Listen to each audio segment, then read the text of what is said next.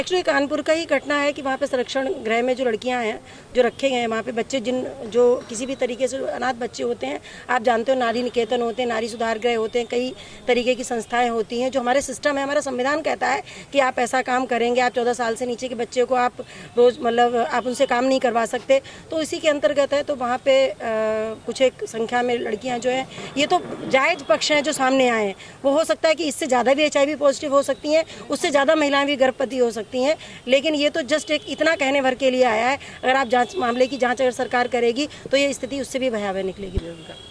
इस पे हमारी पार्टी के तमाम लोगों ने पहले प्रकाश डाला जा चुका है, लेकिन अभी यहाँ पे दिक्कत यही है कि बड़ी मतलब समस्या का विषय है कि वो बच्चियाँ जिनके लिए एक सिस्टम बनाया गया है कि एक संरक्षण गृह होगा और उसमें इस तरीके की घटनाएं घट जाती हैं, तो ये बड़ी शर्मनाक बात होती है। समाज का ये बहुत ही घिनौना चेहरा आता है और इस पर हमारा लॉ एडमिनिस्ट्रेशन कुछ भी नहीं कर पाता, क्योंकि सरकारों ने वो सिस्टम ही नहीं बना रखा है कि लॉ एंड ऑर्डर इस तरीके से काम करे। क्योंकि जैसी मौजूदा सरकार होती है, या आप ऐसा कह लीजिए कि जहाँ का राजा जैसा होता है वहाँ का प्रशासन और वहाँ की प्रजा वैसी उसी तरीके से रहती है।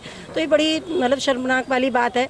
इस घटना को तो बार बार जवान पे लाना ही अपने आप को व्यथित करने जैसा होता है कि लड़कियां गर्भवती पाई जाती हैं या HIV पॉजिटिव पाई जाती हैं, तो ये बड़ी शर्म की बात होती है कि वो तो वैसे ही ज़िंदगी की सताई हुई हैं, आज वो वहाँ से कुछ जीवन बेहतर करके निकल सकती हैं, लेकिन उनको उस दलदल में किसी न किसी रूप में तो उनको उतारा जा रहा है कि वो दूसरी समस्याओं से, एक समस्या से बची हैं कि न जाने किस कारणवश तो वो अनाथ हुई, और अब आगे उसकी समस्या ये है कि वो इस तरीके से दूसरी गंदगी का शिकार हो रही हैं। तो ये बड़ी शर्मनाक वाली बात है और हमारे प्रशासन के लिए, हमारी समस्त जनता के लिए बड़ी शर्मनाक की बात है कि हम इस टाइप की चीज़ों।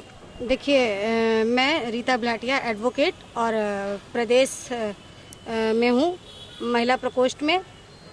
आज हमने बड़ा व्यथित होकर, बड़ा दुखी मन से यहाँ पर आकर ज्ञापन दिया है। और ज्ञापन किस बाबत दिया है कि जहाँ जो हमारे बाल संरक्षण गृह होते हैं उनमें बच्चों को भेजा जाता है सुधार के लिए, उनकी ज़िंदगी के सुधार के लिए, उनकी रक्षा के लिए, लेकिन क्या हम इसीलिए अपनी बच्चियों को वहाँ भेजते हैं कि वहाँ जाके वो प्रेग्नेंट हो जाएं और उनके साथ में ये अत्याचार हो या वो HIV पॉजिटिव बाद में पाई जाएँ? कहाँ का ये न्याय चल रहा है हमारी बीजेपी सरकार का? बीजेपी सरकार के नाक के नीचे ये सारी चीज़ें होती रहती है और उनको कुछ खबर ही नहीं होती है। कल आधे पे मनमोहन सिंह की सरकार में क्रूड ऑयल $122 प्रति बैरल था, आज 3340 के बीच में हो गया है। उस हिसाब से आज के उस हिसाब से जो ऑयल होना चाहिए 20-25 रुपये होना चाहिए। अब ये कहाँ गया इनका? स्मृति जी तो ये नंगे हो के ये लोग प्रदर्शन करते थे, अब कहाँ जाएगा? आपसे डॉलर संभल नहीं रहा है, पेट्रोल डीजल के दाम संभल नहीं रहे हैं, महंगाई संभल नहीं रही है, स्त्रियों की इज्जत संभल नहीं रही है, देश के बॉर्डर संभल नहीं रहे हैं, रोजगार दे नहीं पा रहे हो, तो क्यों बैठे हो भैया मेरे? क्यों बर्बाद कर रहे हो? छोड़ दो ना, इस्तीफा दे दो। एक प्रकाश डालना चाहता हूँ, हमारे ज़िले के उपाध्यक्ष हैं PP यादव, ओसड़ गाँव के प्रधान भी हैं। अभी हमारे कार्यकर्ताओं के निगाहों में मतलब नहीं है, और मैं 3 दिन पहले हम उनके ऊपर रोड बनवाते समय हमला हुआ था, और हमले में मैं खुद SP साहब के बंगले गया था और SP साहब के ऑफिस गया था, जो अभी तक FIR नहीं नोट करी गई है।